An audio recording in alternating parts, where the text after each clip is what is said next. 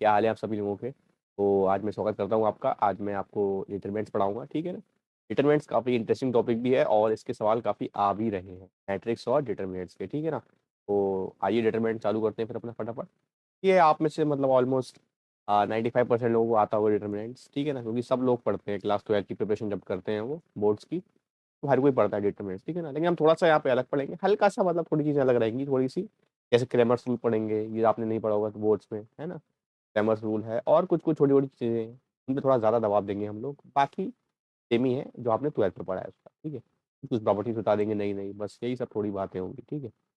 चलिए स्टार्ट करते हैं। तो आज कौन कौन सा टॉपिक पढ़ाना है मुझे मुझे पढ़ाना है आज आपको माइनर्स, कोफैक्टर्स, उसके बाद प्रॉपर्टीज डिटरमिनेंट्स की कौन कौन सी होती हैं, ठीक है ना। क्रैमर्स रूल्स, एक इनवर्स होता है मैट्रिक्स का, और एडजॉइंट वगैरह होता है कि एडजॉइंट ए का डिटरमिनेंट बताओ, एडजॉइंट ऑफ एडजॉइंट ए का डिटरमिनेंट बताओ। तो ये सब बातें आज हम करने वाले हैं, ठीक है। और उसके बाद कुछ हम एंड में अपना क्या करेंगे, आईआईटी के पीवाईक्यूज देखेंगे। चलिए, तो डिटरमिनेंट होता क्या है। डिटरमिनेंट सिंपल सी एक वैल्यू होती है जो हम स्क्वायर मैट्रिक्स के लिए निकालते हैं, ठीक है ना। डिटरमिनेंट निकालते किसके लिए हम, और स्क्वायर मैट्रिक्स। स्क्वायर मैट्रिक्स के लिए ही डिटरमिनेंट डिफाइंड है हमारा, और स्क्वायर मैट्रिक्स। बताओ यार, कोई दिक्कत तो नहीं है इसमें। अगर हमारे पास 2x2 की मैट्रिक्स है, ठीक है, तो उसका डिटरमिनेंट ऐसे दिखाऊंगा।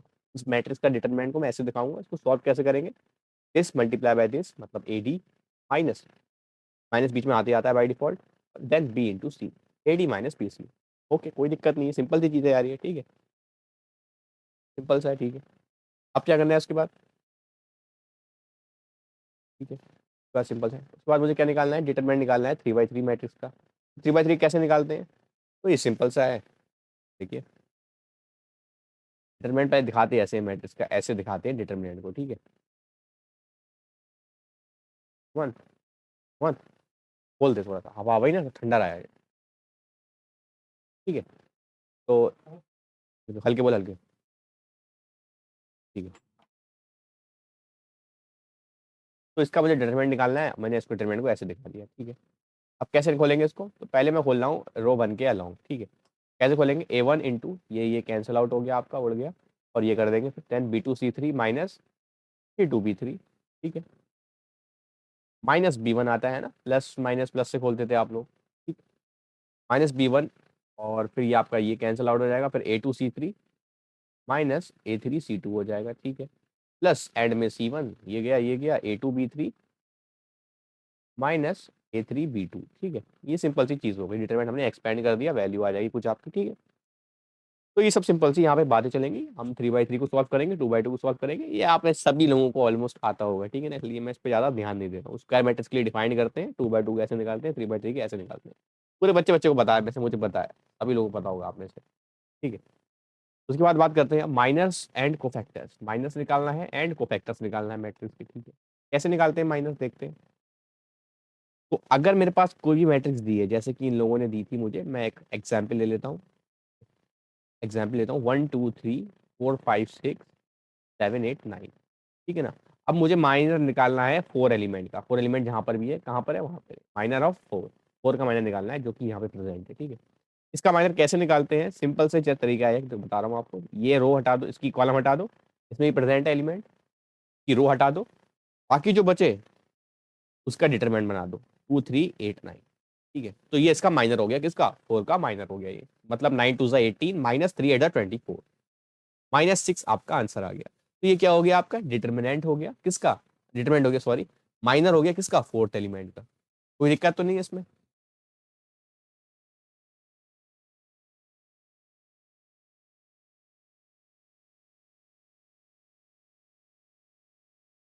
वन,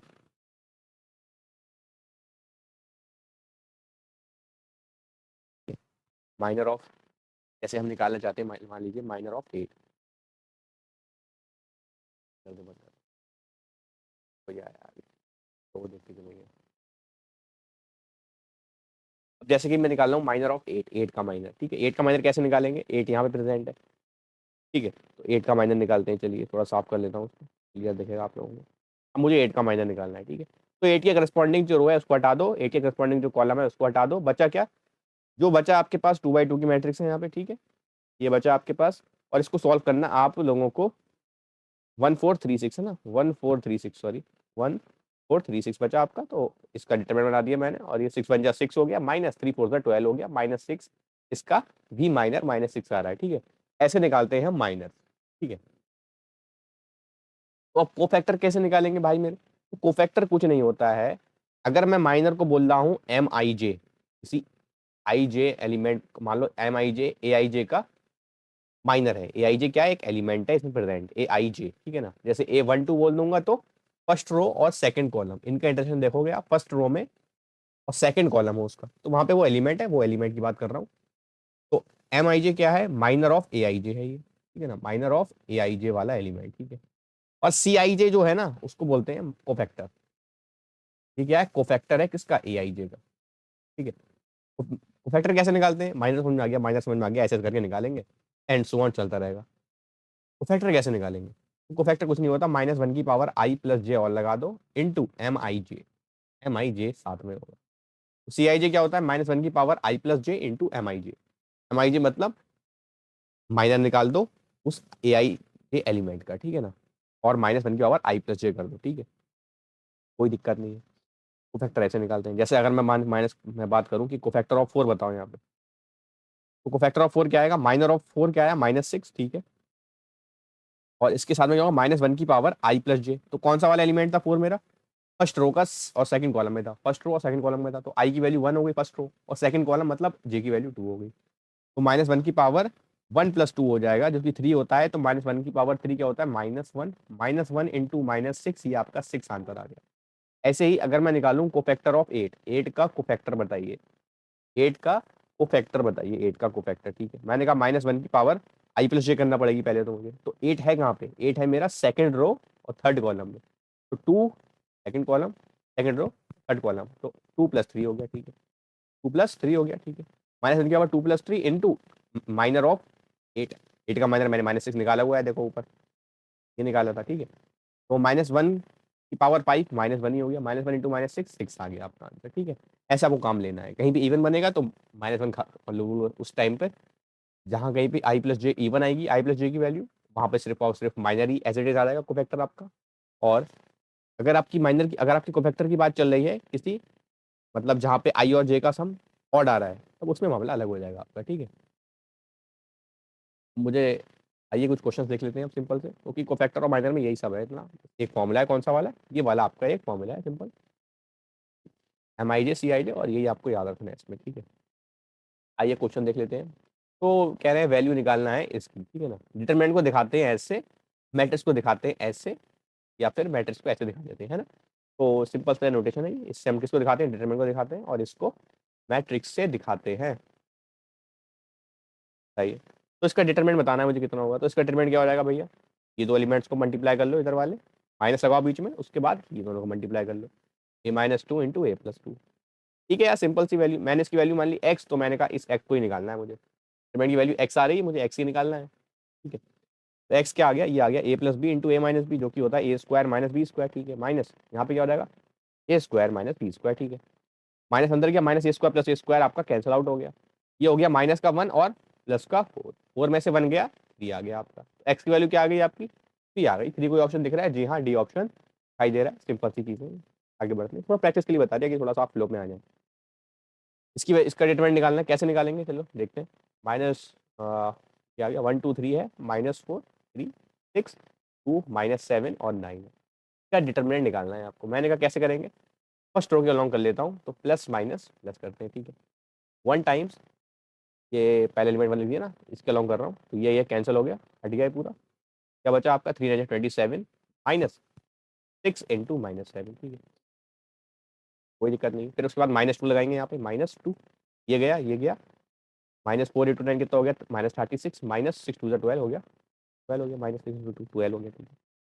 प्लस 3 टाइम्स, अब क्या करेंगे, ये गया, -4 इंटू -7 कितना हो गया, 28, -3 2 कितना हो गया, 6 हो गया, ठीक है। ये क्या हो गया, 26 + 42 हो गया, 6 7 42, माइनस माइनस प्लस हो गया, ठीक है, माइनस। अब इसको देखेंगे तो -36 है और -12 है, ये होता है माइनस का 48, ये क्या होता है, माइनस का 48, माइनस का 48 इंटू -2 कितना हो गया, प्लस का 96, ठीक है। और ये 28 में से 6 गया, 22 आ गया, 22 इंटू 3 करूंगा तो 66 आ गया, ठीक है। सबको ऐड कर लेते हैं फटाफट, तो एक साथ ही ऐड कर लेता हूँ, ये कितना हो गया, ये 20 69 हो गया, ये 96 है और 36, एक साथ कर लो, ये 6 6 12 हो गया, 12 और 9, 12 9 21 हो गया, 2 आ गया, ठीक है। 6 6 12, 12 और 2 14, 14 में 9 जोड़ेंगे तो 23 आ जाएगा, तो 231 आ गया। तो ये 231 आपका सिंपल सा डिटरमिनेंट की वैल्यू आ गई। ये ऑप्शन सही हो गया, 231, ठीक है। तो ये सिंपल तरीके से आप डिटरमिनेंट वैल्यू निकाल सकते हो, डिटरमिनेंट की वैल्यू आप सिंपल तरीकों से निकाल सकते हो, ठीक है। चलिए आगे बढ़ते हैं। अब बात कर लेते हैं प्रॉपर्टीज़ की। प्रॉपर्टीज़ ही थोड़ी इंपॉर्टेंट है, जिससे कि डिटरमिनेंट फटाफट हम निकाल सकते हैं। ये तो आसान सी वैल्यूज़ थी, क्या पता कल को टफ वैल्यू आ गई, बहुत बड़ी बड़ी वैल्यू आ गई डिटरमिनेंट के एलिमेंट्स में, है ना। एलिमेंट्स कभी बहुत बड़े बड़े हुए मेरे डिटरमिनेंट के, तब क्या करूँगा, तब हम प्रॉपर्टीज़ का इस्तेमाल करेंगे। तो आइए देख लेते हैं, कुछ छोटी मोटी प्रॉपर्टीज़ हैं, आप इनसे भी फैमिलियर होंगे, है ना, उम्मीद करता हूँ, ठीक है। चलो देख लेते हैं। The value of determinant remains unaltered, unaltered रहती है, ठीक है, if rows and columns are interchange. अगर रोज और कॉलम्स को इंटरचेंज कर रहा हूँ तो वैल्यू डिटरमिनेंट की सेम रहती है। मतलब मान लो डिटरमिनेंट ऐसे लिखा हुआ है मेरा, A B C D E F, A B C D E F E H I, ठीक है, डिटरमिनेंट लिखा हुआ है मेरे पास ऐसे, ठीक है। मैंने कहा कि वैल्यू क्या आएगी, तो इसकी वैल्यू तो डेल्टा आ रही है, ठीक है। मैंने कहा अगर मैं इसका ट्रांसपोज ले लूँ, मतलब रोज को कॉलम बना लूँ और कॉलम्स को रोज बना लूँ, ठीक है, तो ट्रांसपोज क्या आएगा इसका, ए बी सी आ जाएगा और डी ई एफ और जी एच आई। जो मेरे रोज थे उसको मैंने कॉलम बना लिया और जो कॉलम थे उनको रो बना लिया। चेक कर सकते हो आप, ट्रांसपोज ले लिया मतलब मैंने इसका, ठीक है ना, इस वाले का ट्रांसपोज ले लिया। तो ट्रांसपोज लो या मत लो, कॉलम्स को चेंज करो या मत करो, आपका आंसर सेम रहता है, डिटरमिनेंट सेम ही आएगा इन दोनों। मान लो डेल वन और डेल टू है, ठीक है, इन दोनों का मैंने बस क्या किया है, इसका ट्रांसपोज लिया है, यहाँ पे ट्रांसपोज लिया है बस, ठीक है ना। ए बी सी यहाँ रो दिख रहा है, ए बी सी यहाँ कॉलम में आ गया, डी ई एफ यहाँ पे रो पे है, यहाँ पे डी ई एफ कॉलम में है, जी एच आई रो में है, रो थ्री में, तो वो कॉलम थ्री में चला गया जी एच आई, ठीक है। यहाँ पे डेल वन और डेल टू ये दोनों की वैल्यू सेम आएगी। डेल वन डेल टू क्या है, वैल्यू है डिटरमिनेंट की, ठीक है ना। तो वैल्यू ऑफ डिटरमिनेंट सेम रहती है, ठीक है। जब भी मैं ट्रांसपोज देता हूँ मैट्रिक्स का तब, ठीक है ना। ट्रांसपोज को दूसरा नाम क्या बोलते हैं, अगर रोज और कॉलम्स इंटरचेंज कर दिए तब डिटरमिनेंट की वैल्यू अनऑल्टर्ड रहती है, मतलब सेम रहती है, वैल्यू चेंज नहीं होती, ठीक है। आगे बढ़ते हैं। इफ एनी टू रोज और कॉलम्स, या तो दो रोज हो या फिर दो कॉलम्स हो, डिटरमिनेंट के भी इंटरचेंज, अगर दो रोज या फिर दो कॉलम्स को इंटरचेंज किया मैंने, the value of determinant, the value of determinant is change in sign only, मतलब साइन में चेंज हो जाएगा, ठीक है। कैसे, मान लो मेरे पास डिटरमिनेंट चल रहा था ये डेल, ये था मेरे पास a B C D E f i j h, ठीक है ना, मतलब सिंपल सा मान लिया रैंडम का, ठीक है। A B C D E F G H I, है ना, जी एच आई, चलो अल्फाबेटिकली लिख देते हैं, ठीक है। A B C D E F, ठीक है ना, ये हो गया जी एच आई, ठीक है। तो अगर मैं कोई भी दो रो इंटरचेंज कर दूं या फिर दो कॉलम कर देता हूं, जैसे कि मैं मान लो रो वन और रो थ्री को इंटरचेंज कर रहा हूँ, ठीक है, तो ऊपर आ गया जी एच आई, टी ई एफ ऐसे ही रहा और ए बी सी हो गया, ठीक है, मैंने इंटरचेंज कर दिया। तो अगर दो रो इंटरचेंज कर रहा हूँ ना, तो वैल्यू इसकी क्या हो जाएगी, ठीक है। अगर डेल वैल्यू थी इसकी, तो अब वैल्यू में क्या हो जाएगा, थोड़ा परिवर्तन हो जाएगा। मान लो इसकी वैल्यू डेल की वैल्यू 5 थी, 5 आ रही थी वैल्यू, डिटरमिनेंट की वैल्यू 5 आ रही थी प्लस सॉल्व करके, ठीक है। लेकिन अगर मैंने दो रोज को अगर मैंने इंटरचेंज कर दिया तो इसकी वैल्यू अब -5 आएगी, -5 आती है वैल्यू। क्यों, एक साइन लग जाता है, एक साइन से मल्टीप्लाई करना पड़ता है हमें वैल्यू, डिटरमिनेंट की वैल्यू में, अगर मैं उसकी दो रोज को इंटरचेंज कर रहा हूँ या फिर दो कॉलम्स को, ठीक है ना। यहाँ पे मैंने दो रोज को इंटरचेंज किया, ठीक है। अगर मान लो दोबारा दो रोज को चेंज कर दूँ, इन दोनों को चेंज कर दूँ, तब क्या हो जाएगा, तभी ऐसा हो जाएगा, जी एच आई और A B C, row to और रो थ्री को मैंने चेंज कर दिया, डी ई एफ ऐसा हो गया, डी ई एफ ऐसा हो गया, ठीक है। मैंने रो टू और रो थ्री को इंटरचेंज कर दिया था, ठीक है। तो इंटरचेंज किया ना, दो एक बार इंटरचेंज किया मैंने, दो रोज को इंटरचेंज कर दिया, तो एक माइनस से मल्टीप्लाई करना पड़ेगा, मतलब यहाँ पे 5 आएगा।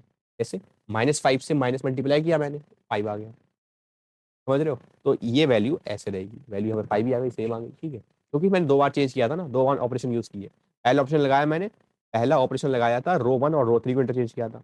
दूसरा ऑपरेशन क्या लगाया मैंने, फिर मैंने रो टू और रो थ्री को इंटरचेंज किया था। दो बार क्या नहीं किया मैंने, तो इसलिए वो वैल्यू फिर से 5 आ गई। पर मैं मान लो ये दो कॉलम्स इंटरचेंज कर रहा हूँ तब, तो दो कॉलम इंटरचेंज कर देता हूँ, मान लो C2 और C3 कॉलम इंटरचेंज कर रहा हूँ मैं, तो ये ऐसा हो जाएगा, A D G C F I और BEH हो जाएगा। तो इसकी वैल्यू आपकी -5 आएगी डिटरमिनेंट की। कुछ कर लो आप, वैल्यू -5 ही आएगी इसकी, ठीक है ना। क्यों? मैंने दो रोज को इंटरचेंज कर, दो कॉलम्स को इंटरचेंज कर दिया।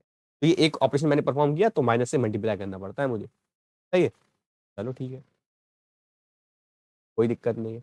और मान लीजिए अगर मैं दोबारा इंटरचेंज कर रहा हूँ, मान लीजिए C1 और C3 इंटरचेंज कर रहा हूँ, तो ये कुछ ऐसा हो जाएगा, BEH CFI as it is रहा, और ADG मैंने C1 और C3 कॉलम को इंटरचेंज कर दिया, ठीक है। तो इसकी वैल्यू क्या, एक माइनस से और मल्टीप्लाई करना पड़ेगा, तब इसकी वैल्यू 5 आ जाएगी, ठीक है। तो ऐसा लोग याद रखते हैं इस चीज़ को, ठीक है ना। तो ऐसी आपकी प्रॉपर्टी है कि अगर आप दो रोज को इंटरचेंज कर रहे हैं या फिर दो कॉलम्स को इंटरचेंज कर रहे हैं, तब आप डिटरमिनेंट की वैल्यू आपकी एक माइनस से मल्टीप्लाई करना पड़ता है, साइन चेंज हो जाता है उसका, ठीक है। प्लस था तो माइनस हो जाएगा, माइनस था तो प्लस हो जाता है, साइन चेंज हो जाता है, ठीक है। समझ में आ गई बात? आगे बढ़ते हैं। अब प्रॉपर्टी क्या कहती है, अ determinant has any two rows, या तो दो रोज या फिर कॉलम्स आइडेंटिकल हों, अगर अगर डिटरमिनेंट के दो रोज या फिर दो कॉलम्स आइडेंटिकल हों, तब उसकी वैल्यू 0 आती है, उस डिटरमिनेंट की वैल्यू। आइए देख लेते हैं। मान लीजिए डिटरमिनेंट है मेरे पास ABCD E F, ठीक है, ये डिटरमिनेंट है मेरी। इस डिटरमिनेंट में मेरा क्या है, मुझे देख के पता लग रहा है कि मेरी दो रोज सेम है, दो रोज सेम है, तो इस डिटरमिनेंट की वैल्यू 0 ही आनी है। कैसे? आप सॉल्व करके देख लो, तब भी इसकी वैल्यू 0 ही आएगी, क्योंकि अब ये मैंने आपको ऑपरेशन पढ़ाए नहीं है, ऑपरेशन आपको आते नहीं होंगे, कि वैल्यू आप जब भी निकालेंगे तो 0 ही आना है। कैसे? चलो देख लेते हैं एक बार, चलो एक अपना सिंपल सा प्रूफ से कर लेते हैं, चलो इसको, ठीक है। मान लीजिए मैं C1 के अलॉन्ग एक्सपेंड कर रहा हूँ, C1 रो के अलॉन्ग, C1 कॉलम के अलॉन्ग एक्सपेंड कर रहा हूँ, ठीक है। कैसे करूँगा, A टाइम्स ये गया ये गया, ये हो जाएगा BF माइनस CE, ठीक है, माइनस B टाइम्स ये क्या हो जाएगा, ये गया ये गया, AF माइनस CD हो गया, ठीक है। उसके बाद प्लस C टाइम्स ये गया ये गया, AE minus BD, AE minus BD हो गया, सही है। अंदर मल्टीप्लाई कर देता हूँ, तो ABF minus ACE minus BAF plus BCD plus CAE minus BDC, ये हो गया। तो minus BDC plus BDC cancel हो गया, माइनस ABF BAF या बोल दो, या फिर ये दोनों कैंसिल हो गए, minus AC plus ACE cancel हो गया, CAE, है ना। तो इसका आंसर क्या आ गया, 0 ही आ गया। तो 0 ही आना है अगर दो रोज सेम है आपकी, या फिर दो कॉलम्स सेम है। यहाँ पे दो कॉलम्स दिखा दिए मैंने, मैं सीधे बोल सकता हूँ देयरफॉर अगर दो रोज भी आ गई आपकी सेम, मान लो ऐसा हो गया ABC ABC, सेम वैल्यू है दो रोज की, और ये वाली ऐसी है, तब भी इसका आंसर 0 ही आएगा, ठीक है, 0 ही आना है, ठीक। आगे बढ़ते हैं, ये प्रॉपर्टी इंपॉर्टेंट है, आपको पता भी होगी। फोर्थ का देखते हैं प्रॉपर्टी क्या है इसकी। If all the elements of any row can be multiplied by the same number, then the determinant is multiplied by that number.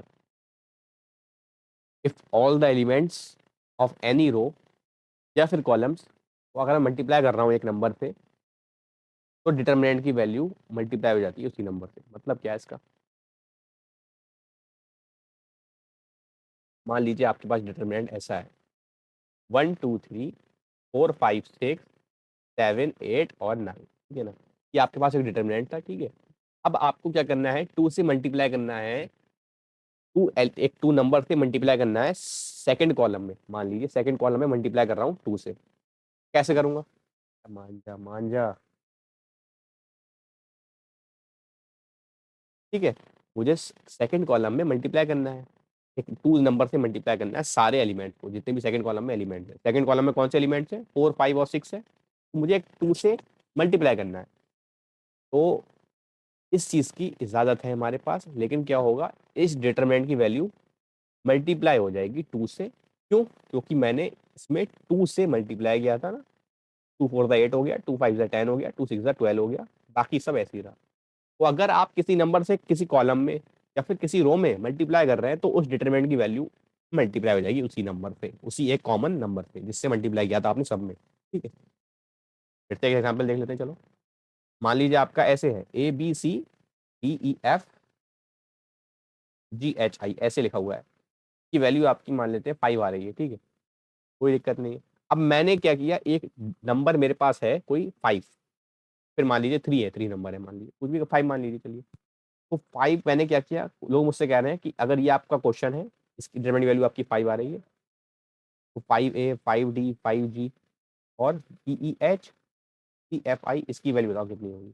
तो मैं सिंपली बोल सकता हूँ क्या, मैंने 5 से मल्टीप्लाई किया है इस रो में, इस कॉलम में, है ना? तो मैं क्या करता हूँ, इस कॉलम में नंबर से मल्टीप्लाई किया ना मैंने, तो मैं 5 से मल्टीप्लाई हो जाएगा पूरा डिटरमिनेंट की वैल्यू जो होगी। इस डिटरमिनेंट की वैल्यू 5 थी, तो 5 ऐसे लिख दिया और 5 से मल्टीप्लाई कर दिया। क्यों? क्योंकि एक 5 कॉमन एलिमेंट से मल्टीप्लाई किया है पूरे कॉलम में मैंने, ठीक है? तो ये वो वाला 5 है। ये कौन सा वाला 5 है? ये वाला 5 है, ठीक है ना? ये वाला 25 आंसर आएगा इस वाले डिटरमिनेंट का। इस डिटरमिनेंट को जब भी आप सॉल्व करेंगे तो इसका आंसर 25 आएगा आपका, ठीक है? उम्मीद करता हूँ ये बातें आपके समझ में आ रही होंगी, कोई दिक्कत वाली बात इसमें नहीं होगी। आगे बढ़ते हैं, ठीक है? उसके बाद क्या कह रहे हैं? Each element of any row can be expressed as sum of two terms, then the determinant can be expressed as sum of two elements. मतलब दो डिटरमिनेंट को सम के तौर पे तोड़ सकते हैं हम। कैसे? आइए देखते हैं। मान लीजिए डिटरमिनेंट आपका था ऐसा,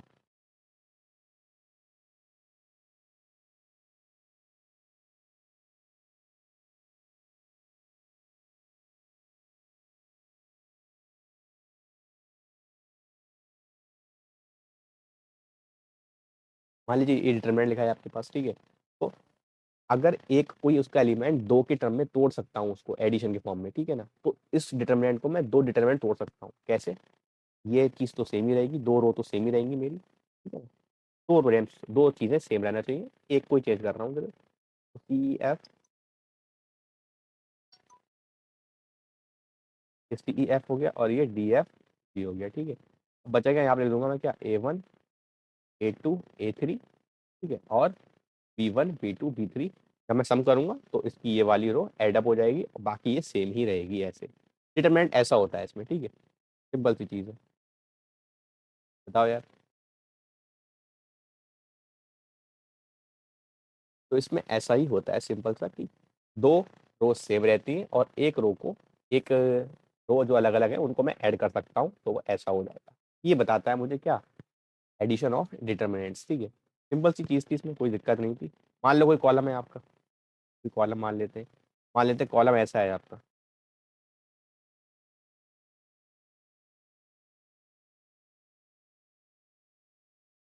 एग्जाम्पल लिख लेते हैं, ठीक है ना? कॉलम का एग्जाम्पल लिख लेते हैं। कैसे? मान लीजिए 5 4 3 लिखा हुआ है, ठीक है ना? 1 1 1 1 1 लिखा हुआ है, ठीक है? और ये लिखा हुआ है आपके पास 5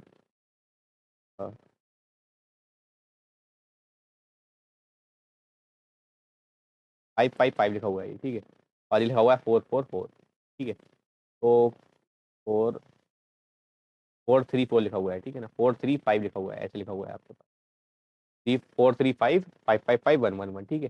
तो क्या कर सकता हूँ मैं इसमें, मेरे 5 दिख रहा है मुझे, तो मैं 5 को लिख सकता हूँ कैसे? 5 को लिख सकता हूँ 4 + 1, ठीक है? तो लिख देता हूँ 4 + 1, ठीक है? 4 + 1, 4 + 1, 4 + 1 5 ही होता है, ठीक है? तो ऐसे लिख दूँ क्या मैं? अब मैं दो दो की तरह तोड़ सकता हूँ उसको मैं। कैसे? 4 4 4 हो जाएगा एक में, 1 1 1 4 3 5 ऐसे लिख सकता हूँ, ठीक है? प्लस 1 1 1 1 1 1 4 3। बताओ यार, कोई दिक्कत तो नहीं है इसमें? तो अब दो रो सेम हो गई, दो कॉलम सेम हो गए, तो ये 0 हो जाएगा, क्योंकि 4 और 1 को जोड़ूंगा 5 ही आएगा, ठीक है ना? क्योंकि ये वाले सेम हो गया, दो रो, ठीक है? दो रो मेरी, दो कॉलम सेम थे, तो मेरा डिटरमिनेंट की वैल्यू 0 आ गई इसकी। तो इस वाले में क्या होगा? इस वाले में फिर कर सकता हूँ मैं क्या, और दो दूंगा 3 1 में, फिर हो जाएगा वो वाला 1 वाला 0 हो जाएगा। 3 को फिर करूंगा 2 और 1 में, फिर 0 हो जाएगा। फिर 2 को करूंगा 1 और 1 में, फिर 0 हो जाएगा। फिर 1 और 1 में, फिर ये भी 0 हो जाएगा। तो सेम ये भी 0 हो जाएगा। या फिर इसको ऐसे बोल सकता हूँ, ऐसे आपके समझ में नहीं आया हो तो एक और तरीका है समझाने का इसमें, क्या कि 4 कॉमन आ रहा है इस डिटरमिनेंट से। क्या आ रहा है? 4 कॉमन आ रहा है इस डिटरमिनेंट। 4 को बाहर निकाल लेता हूँ, 4 से मल्टीप्लाई हो जाएगी इस डिटरमिनेंट की वैल्यू जितनी भी होगी। मान लो इसकी वैल्यू x आ रही थी, 4 बाहर निकाल लिया मैंने इसमें से, ठीक है ना? तो 4 बाहर निकाल लिया तो बाहर लिख दे रहा हूँ, बाहर 4 टाइम्स बढ़ जाएगी इसकी वैल्यू, ठीक है ना? मान लो डिटरमिनेंट की वैल्यू ये आई आपकी, ठीक है? अब मुझे 4 कॉमन दिख रहा है तो मैं 4 बाहर निकाल दिया मैंने, कोई दिक्कत नहीं है इसमें मुझे। ये हो जाएगा 1 1 1, ये हो जाएगा 1 1 1, ये हो गया 4 3 5, ठीक है? कॉमन निकाल सकता हूँ डिटरमिनेंट से मैं, कॉलम एक कॉलम कॉमन नंबर से मल्टीप्लाई कर सकता हूँ और निकाल भी सकता हूँ कॉमन नंबर एक में, ठीक है? तो ये देखो सेम नंबर हो गया, तो ये 0 ही हो जाएगा। दो कॉलम सेम हो गई ना, तो डिटरमिनेंट 0 हो जाएगा। ये भी 0 हो गया, ये भी 0 हो गया, तो ओवरऑल आंसर 0 ही आ रहा है इस डिटरमिनेंट का, ठीक है? कोई दिक्कत तो नहीं है इसमें। आगे बढ़ते हैं, क्वेश्चन नंबर 6 देखते हैं, ठीक है? The value of determinant is not altered by adding element of any row the same multiples of the corresponding elements of any other row. ठीक है, ये कह रहे हैं मतलब हम ऑपरेशंस लगा सकते हैं, डिटरमिनेंट की वैल्यू चेंज नहीं होगी। जैसे ये लिखा हुआ है A1 B1 C1 A2 B2 C2 A3 B3 C3, ये हमारे पास डिटर्मिनेंट है। ठीक है, तो मैं चाहूँ कि मुझे रो 3 को ऐड करना है, 2 से मल्टीप्लाई करके रो 3 को ऐड करना है मान लो, तो क्या करूंगा मैं, रो 1 सच डेट रो 1 प्लस 2 टाइम्स रो 3 कर सकता हूँ मैं। डिटरमिनेंट की वैल्यू डेल्टा ही रहेगी, बिल्कुल डेल्टा ही रहेगी। A1 प्लस 2 A3 हो जाएगा, उसे मल्टीप्लाई किया था, ठीक है, ऐड कर लिया। B1 प्लस 2 B3 और C1 प्लस 2 C3, कोई दिक्कत तो नहीं है। और ये हो जाएगा A2 B2 C2 A3 C3 और C3, सेम रहेगा मामला। ठीक है, तो ऐसा भी कर सकता हूँ, कोई दिक्कत नहीं है मुझे। ठीक है ना, वैल्यू सेम ही रहती है, कोई भी ऑपरेशन लगा दो आप, उससे कोई फर्क नहीं पड़ता। ठीक है, इसकी डिटरमिनेंट की वैल्यू भी सेम आएगी। कैसे आएगी, प्रूफ दे सकते हैं क्या इसका, हम कोई प्रूफ दे सकते हैं क्या? तो जी हाँ, आप प्रूफ दे सकते हैं इसका, कैसे देखते हैं। मैं ऊपर वाले को हटा दूँ क्या, या फिर चलो इधर लिख देता हूँ उसको मैं, डिटरमिनेंट को तोड़ दूंगा मैं सम में, वैसे लिख देता हूँ मैं कैसे, C1 B2 B3 C1 C2 C3, ठीक है, प्लस अब बाकी ये दो रो तो सेम रहेंगी, A2 B2 C2 A3 B3 और C3, बस ऊपर वाला चेंज रहेगा। कैसे, 2A3 2B3 और 2C3, बताओ यार, 2 कॉमन आ रहा है, 2 बाहर भी निकाल सकता हूँ इससे मैं। और A1 B1 C1 क्या है, ये तो आपका वही वाला सेम ही बन गया। ठीक है, बस ये इसका मतलब इसकी वैल्यू 0 होना चाहिए। तो देख लेते हैं, 2 जब मैं इससे कॉमन निकालूंगा ना, सब में कॉमन है 2, 2 बाहर निकाल लूंगा। 2 बाहर निकाल लिया तो कैसा हो जाएगा ये, A3 B3 C3 A2 B2 C2 और A3 B3 C3, रो 1 और रो 3 सेम है, तो इनकी वैल्यू 0 रहेगी डिटरमिनेंट की, मैंने बताया था आपको। तो ये ओवरऑल चीज़ 0 हो गई, मतलब आपका डेल्टा तो सेम ही रहा, कोई फर्क नहीं पड़ा उससे आपको। ठीक है, तो मैं ये ऑपरेशन परफॉर्म कर सकता हूँ, यहाँ से प्रूफ भी हो गया कि देखो ये आपका सेम बन गया ऊपर वाले में। ठीक है, तो ये चीज़ मैं कर सकता हूँ, इससे डिटरमिनेंट की वैल्यू में कोई फर्क नहीं पड़ेगा, क्योंकि ये बराबर वाला 0 हो जाता है, बराबर वाला आपका 0 हो जाता है। ठीक है, चलिए आगे बढ़ते हैं। सिंपल सी प्रॉपर्टी आ रही है, कह रहे हैं if by putting x equal to the value of determinant vanishes then x minus A is a factor of determinant, determinant का एक फैक्टर है। ठीक है, क्या कहना चाह रहा है ये, कि अगर x इक्वल टू कुछ डालने पे डिटरमिनेंट आपका वैनिश हो जा रहा है। ठीक है ना, मान लो ये है,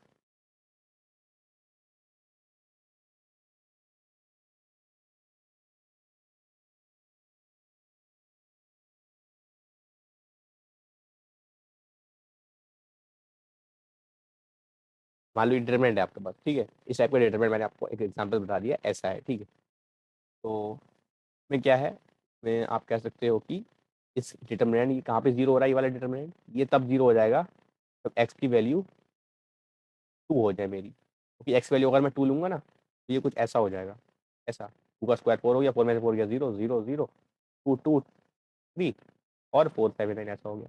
अगर कोई भी रो, एनी रो और कॉलम अगर पूरी 0 की है, फुल ऑफ 0, अगर उसमें सिर्फ 0 ही है, then determinant will also be 0, then determinant will also be 0, will also be 0, determinant मेरा 0 हो जाएगा। ये ध्यान रखना आप, कोई दिक्कत तो नहीं।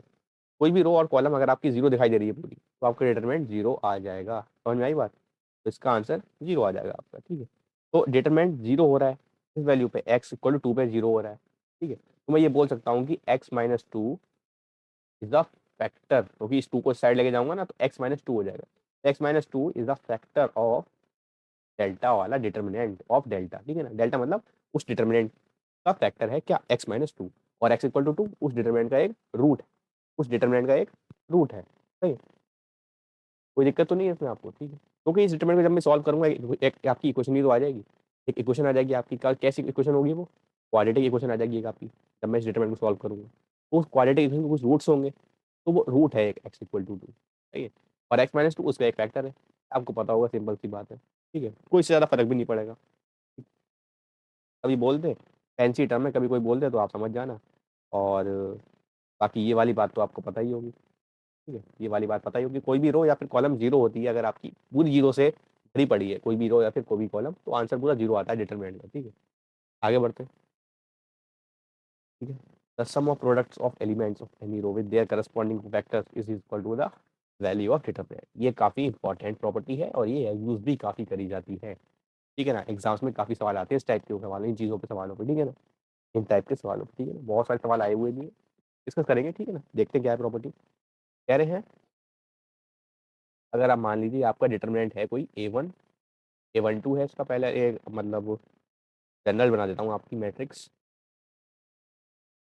कि आपका ऐसा करके डिटरमिनेंट के एलिमेंट्स है A12 A13। ठीक है ना, ऐसे करके A21 A22 A23। ठीक है ना, A31 A32 और A33।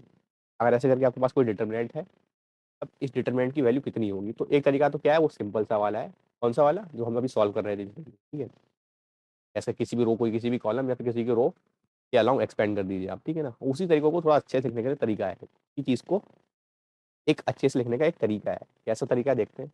तो डेल्टा इज इक्वल टू कोई भी रो के एलिमेंट ले लो, मान लो मैंने ये ले लिए, फर्स्ट रो के एलिमेंट ले लिए, तो इनको ऐड कर दो, लेकिन इस हर एक एलिमेंट को उसके कोफैक्टर से मल्टीप्लाई कर दो, C11 C12 और C13। बताओ, कोई दिक्कत तो नहीं है? तो ये होता है, और जो वैल्यू आएगी इसकी वो डिटरमिनेंट की वैल्यू के बराबर ही आएगी। मतलब कोई भी रो का, किसी भी रो के एलिमेंट ले लो आप, और हर एक एलिमेंट को उसके करस्पॉन्डिंग कोफैक्टर से मल्टीप्लाई कर दो और ऐड कर दो, तो आपका आंसर जो आता है वो डिटरमिनेंट के बराबर ही आता है। या फिर डेल्टा की वैल्यू तब भी आएगी जब कोई भी, ये पूरा कॉलम है ना, ये पूरा कॉलम, पूरे कॉलम को मल्टीप्लाई कर दो उसके करस्पॉन्डिंग कोफैक्टर से। ऐसे A21 वाला जो एलिमेंट है, C21 वाला, तो C21 क्या है? कोफैक्टर है किसका? A21 वाले का। तो दोनों को मल्टीप्लाई कर दो और A31 इंटू C31 कर दो, डिटरमिनेंट की वैल्यू मिलेगी आपको, सेम वैल्यू मिलेगी डिटरमिनेंट की आपको। ठीक है, तो ये सब बातें हैं इसमें, कि कोई भी, जैसे मैंने यहाँ पे रो 1 पकड़ लिया था, इसके एलिमेंट्स को इसके कोफैक्टर से मल्टीप्लाई किया और ऐड कर दिया, तो वो डिटरमिनेंट की वैल्यू के बराबर आ रहा है। ठीक है, मैंने क्या किया, ये वाला कॉलम पकड़ लिया, इस कॉलम को इसके करस्पॉन्डिंग कोफैक्टर से मल्टीप्लाई कर दिया। A11 का मान लो कोफैक्टर मैंने C11 मान लिया, तो इनको मल्टीप्लाई कर दिया। ऐसे ही A21 वाले एलिमेंट को कोफैक्टर से, मतलब C21 बोल दिया उस कोफैक्टर को, इसको कोफैक्टर किसको बोला मैंने? C21 वो कोफैक्टर है किसका? A21 वाले एलिमेंट का कोफैक्टर कौन है? C21 है। ठीक है, तो ये सब सेम रहता है, दोनों को ऐड कर लूंगा तो डिटरमिनेंट की वैल्यू मिल जाएगी। ठीक है ना, सिंपल चीज़ें आपने पढ़ी होंगी 12th में, उम्मीद करता हूँ। ठीक है ना, ये चीज़ ही पढ़ रखी होगी आपने। ठीक है, या फिर मान लीजिए मैं एक और लिख रहा हूँ, बताना आप ठीक होगा कि नहीं। A13 इंटू C13 लिख दिया मैंने। ठीक है ना, A23 इंटू C23 लिख दिया, और A33 इंटू C33 लिख दिया। तो ये भी डिटरमिनेंट की वैल्यू आपको दे देगा। वो फैक्टर कैसे निकालते हैं मैंने बताया था, Cij क्या होता है? i प्लस वन की, आई प्लस जे की पावर, सॉरी, -1 की पावर i+j। Cij मतलब कोई कोफैक्टर है आपका ith पोजीशन, ith रो में और jth कॉलम में। तो कैसे निकालेंगे? -1 की power i+j into Mij, where Mij is the minor. Minor निकालना अभी कुछ देर पहले ही बताया था मैंने आपको। माइनर निकाल लो, उसके बाद -1 की पावर i+j से मल्टीप्लाई कर दो, तो वो आपको कोफैक्टर आ जाएगा वो पर्टिकुलर एलिमेंट का। ठीक है ना, तो Cij क्या है? Cij is the cofactor of element Aij। ठीक है ना, और Mij क्या है? Mij आपका माइनर होता है, minor of Aij, minor of element Aij। ठीक है ना, माइनर होता है वो। ठीक है, माइनर निकालना मैंने भी बताया था आपको कुछ देर पहले, वो आप माइनर आपको पता है। कोफैक्टर भी मैंने बताई थी चीज़ आपको, तो कोफैक्टर भी आपको पता है। तो ये चीज़ आप दिमाग में रख सकते हो, सिंपल सी बात है कि डिटरमिनेंट की वैल्यू सेम रहती है। डिटरमिनेंट की वैल्यू आ जाती है आपकी जब आप किसी करस्पॉन्ड एक किसी एक रो के एलिमेंट्स को उनके करस्पॉन्डिंग कोफैक्टर से मल्टीप्लाई कर दो और सबको ऐड कर दो, वैल्यू आ जाती है।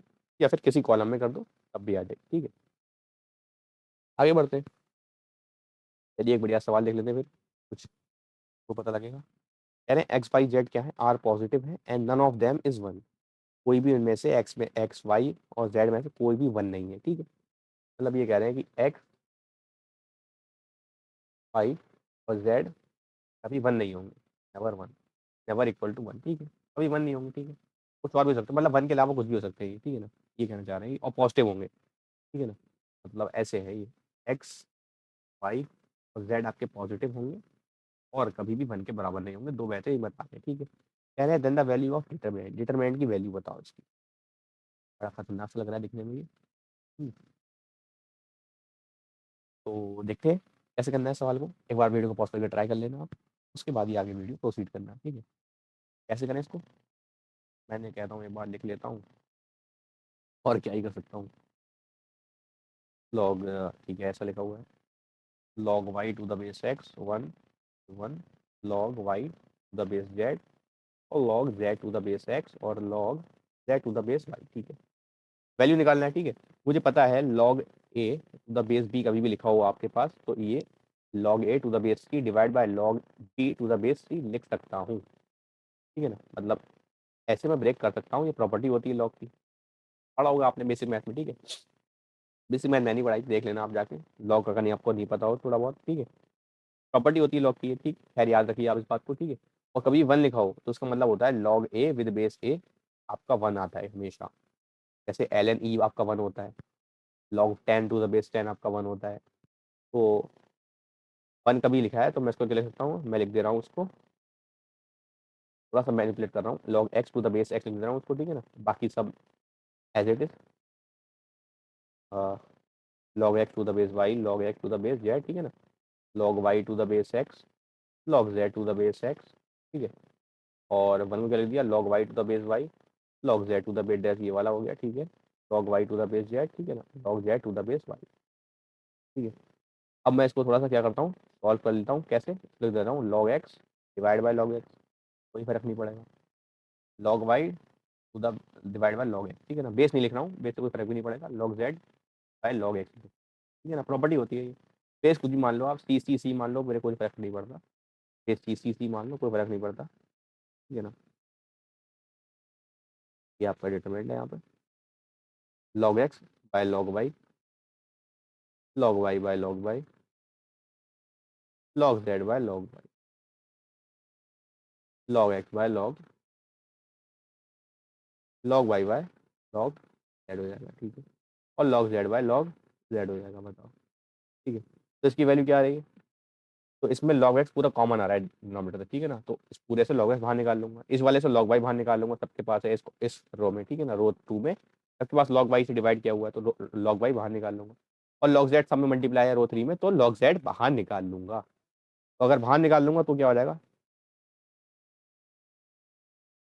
और उसको नेक्स्ट पेज पे लिख लेते हैं। मान लेता हूँ उसकी वैल्यू डेल आ रही है, तो डेल निकाल रहा हूँ मैं। तो डेल क्या कर रहा हूँ, ऊपर से एक से मैंने क्या किया, मैंने एक से तो log x बाहर निकाला था विद बेस सी, एक से निकाला था log y विद सी, और एक से निकाला था log z with base C, ठीक है ना, 1 अपॉन में, है ना। अब वैसे बाहर निकाले ना, डिनोमिनेटर से बाहर निकाले ना, तो डिनोमिनेटर मतलब 1 अपॉन में आएंगे बाहर, ठीक है।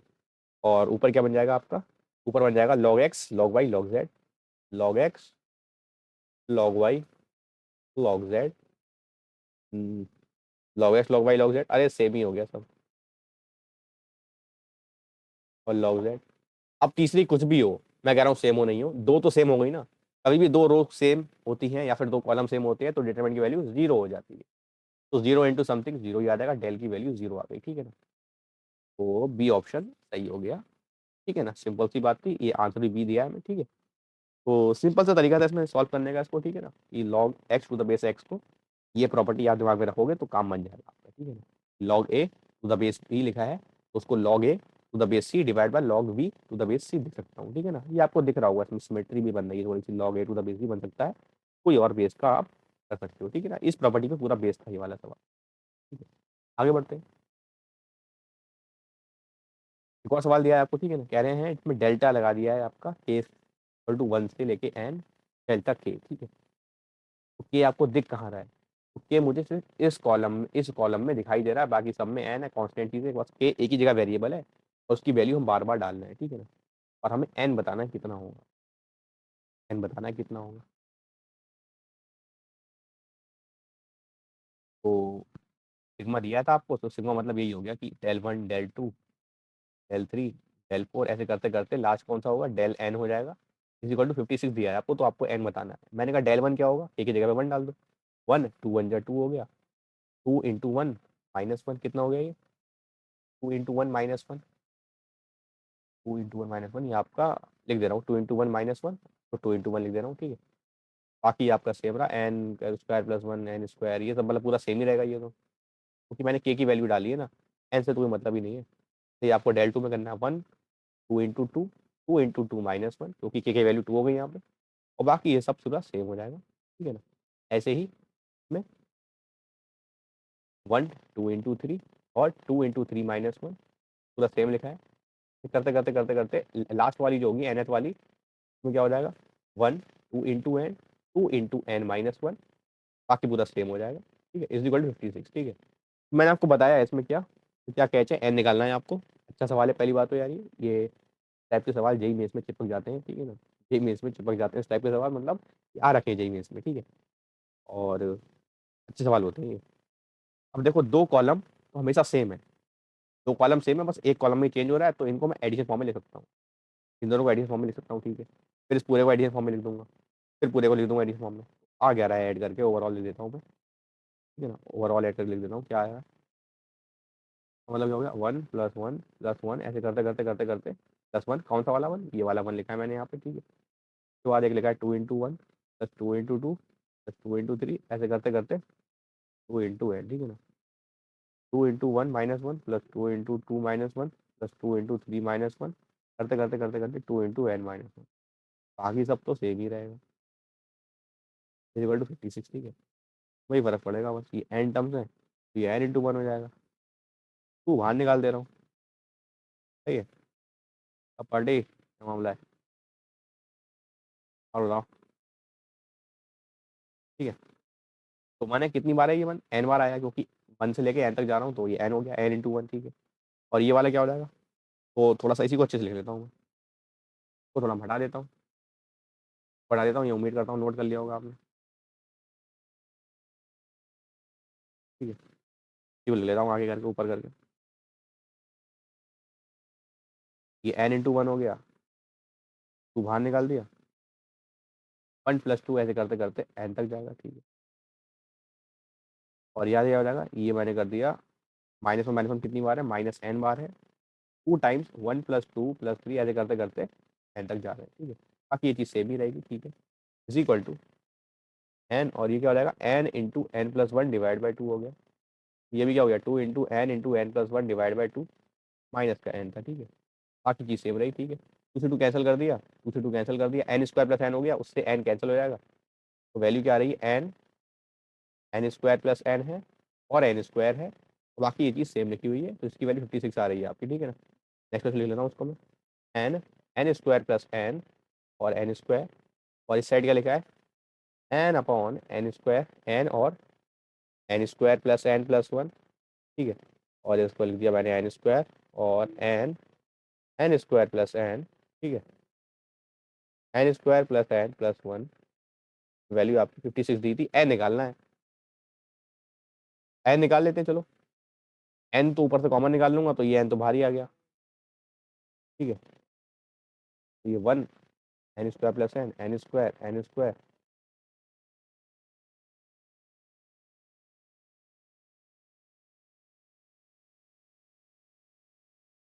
इससे माइनस कर दे रहा हूँ, इसको उसको माइनस कर देता हूँ, कैसे, रो और कॉलम ऑपरेशन लगा सकता हूँ मैं इसमें, वैल्यू सेम सेम रहती है। तो C1 भी such that C1 - C2 and C2 भी सच दैट C2 - CT करा देता हूँ। 1 में से बन गया 0 -1 0 0 1 -n -1, और ये सेम रहे,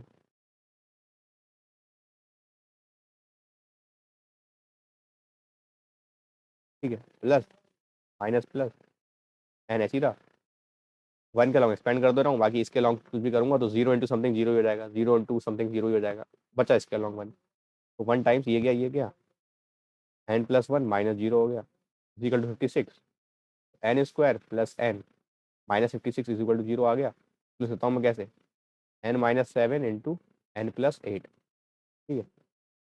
तो n की वैल्यू 7 आ रही है और -8 आ रही है, तो 7 और 8 आ रही है n की वैल्यू, 7 और -8, ठीक है, 7 और -8 आ रही है, तो 7 और -8, तो -8 तो दी नहीं है, तो 7 ही इसकी वैल्यू सही हो जाएगी, डी ऑप्शन आ जाएगा, आंसर डी ही दिया है, ठीक है। तो और माइनस भी नहीं लिख सकता, पता है क्यों, क्योंकि मेरा ये 1 से n जा रहा है, 1 से n जा रहा है, तो थोड़ा n नेगेटिव नहीं हो सकता, बेकार लगता है देखते हुए, ठीक है।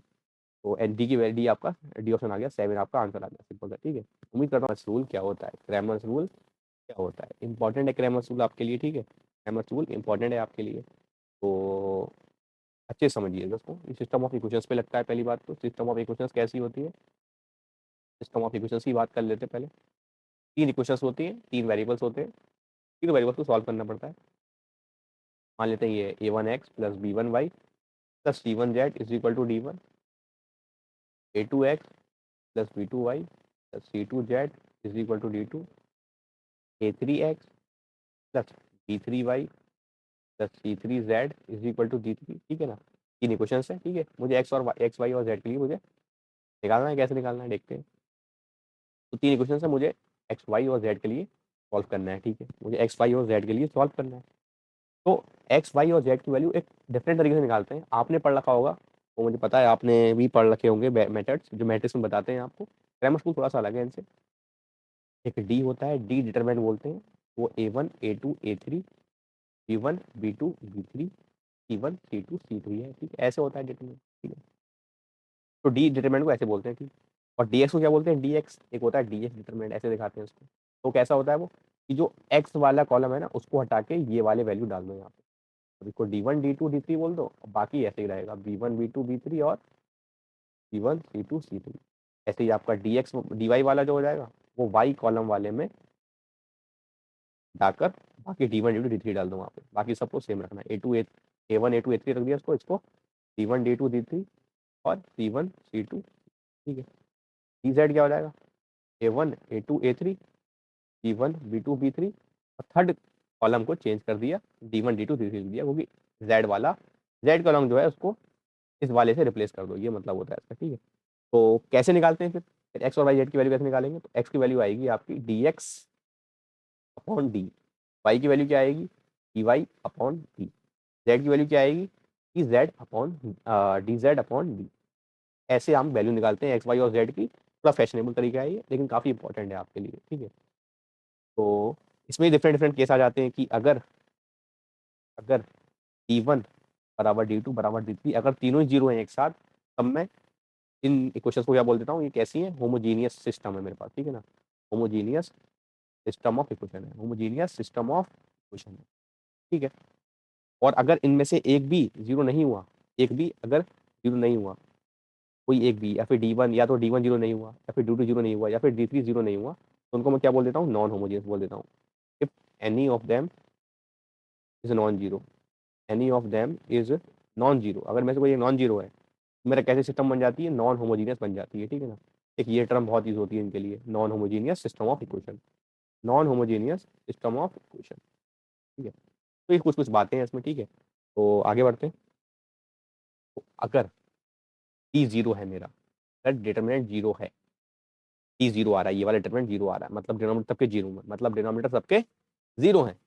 तो अगर डिनोमिनेटर सबके जीरो है, ठीक है, तो अगर डिनोमिनेटर सबके जीरो हैं एंड के साथ साथ इसके दो केस आते हैं, अगर डी जीरो है, तो अगर डी एक्स डी वाई और डी जेड ये भी जीरो हैं, अगर ये तीनों भी जीरो हैं, D x D Y D Z ये भी सारे जीरो हैं, ठीक है ना, तो इनफाइनाइटली मैनी सोल्यूशन होते हैं। तो क्या होता है, इनफाइनाइट मैनी सोल्यूशन होता है, infinitely many solution, finitely many solutions होते हैं, ठीक है ना, इनफाइनाइटली मैनी सॉल्यूशंस होते हैं इसके, ठीक है। इफ, और अगर ये सब जीरो हैं और इनफाइनाइटली मैनी सॉल्यूशन होगा, ठीक है, अगर इनमें से एक भी, if any of them, if any of d x D Y और D z is non zero, अगर एक भी नॉन जीरो हुआ इनमें से, तो आपका नो सोल्यूशन, तो आपका नो सोल्यूशन होता है, कोई भी सोल्यूशन आपको नहीं मिलेगा, मतलब कोई भी एक्स और वाई और जेड की वैल्यू नहीं मिलेगी। लेकिन अगर ये सब जीरो हो गए, सब सारे के सारे, ये जीरो होने के साथ साथ, तब बोल दूंगा इनफाइनाइटली मैनी सोल्यूशन है इसका, ठीक है। मतलब इसके काफी solution possible, infinite solution possible है मेरी तीन इक्वेशंस के लिए, ठीक है। चलो ठीक है यार। और अगर डी जीरो नहीं है, if D is not zero, तो आपको यूनिक सोल्यूशन मिलेगा, यूनिक सोल्यूशन मिलेगा, ठीक है ना। इस वाले केस को हम क्या बोलते हैं, कंसिस्टेंट, इनकंसिस्टेंट है हमारा, इस वाले केस को छोड़ के इनकंसिस्टेंट है। ये वाला क्या होता है, कंसिस्टेंट होता है, ठीक है ना, कंसिस्टेंट सिस्टम ऑफ इक्वेशंस हो जाती है, तो ये भी कंसिस्टेंट होता है, ठीक है ना, कंसिस्टेंट, ठीक है। ये सब बातें सिंपल सिंपल सी होती है, ठीक है ना। तो आगे बढ़ते हैं, चलिए। हेलो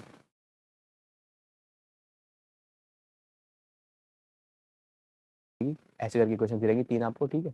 और D1 D2 D3 अगर आपके नॉन जीरो है तब बोल देते हैं इसको क्या है, नॉन होमोजीनियस है। और अगर D1 D2 D3 जीरो है तो होमोजीनियस इक्वेशंस बोल देते हैं, ठीक है ना। उसके बाद हम निकालते हैं dx dy और dz निकालते हैं, dx dy और dz निकालते हैं, ठीक है। dx dy और dz कैसे निकालते हैं, x वाली कॉलम को अगर आप हटा देंगे, जो x के साथ में जो लिखा हुआ है ना A1 A2 A3, अगर ये हटा देंगे, इसके जगह D1 D2 D3 रख देंगे तो वो dx हो जाता है। dy क्या हो जाएगा, A1 A2 A3, और y कॉलम जो है ना B1 B2 B3, उसके जगह हम रिप्लेस कर देंगे D1 D2 D3, D1 C2 C3 हो जाएगा, ठीक है। dz क्या हो जाएगा, A1 A2 A3 B1 B2 B3, और z वाले के साथ में जो लिखे हुए हैं ना C1 C2 C3, वो हो जाएगा D1 D2 D3। उसके बाद आपको एक्स वाई और जेड की वैल्यू निकालना हो तो आप निकाल सकते हैं कैसे, डी एक्स अपॉन डी लिख लेंगे, और डी तो पता ही है आपको क्या होता है, तो बाद वाई निकाल लेंगे, उसके बाद जेड निकाल लेंगे, ठीक है, कोई दिक्कत नहीं है। यही पे लिखा है मैंने, यही वो चीज़ लिखी है कि अगर D1 D2 D3 तीनों जीरो हैं अगर आपके तो होमोजीनियस हो जाएगा, और अगर एक भी जीरो नहीं है इनमें से तो वो नॉन होमोजीनियस हो जाएगा, ठीक है। तो थोड़ी सी और बात कर लेते हैं इसके अंदर कि अगर मेरा डी जीरो है, साथ ही साथ में उसके बाद दो केस बन गए, अगर डी जीरो है तो उसके दो केस हैं।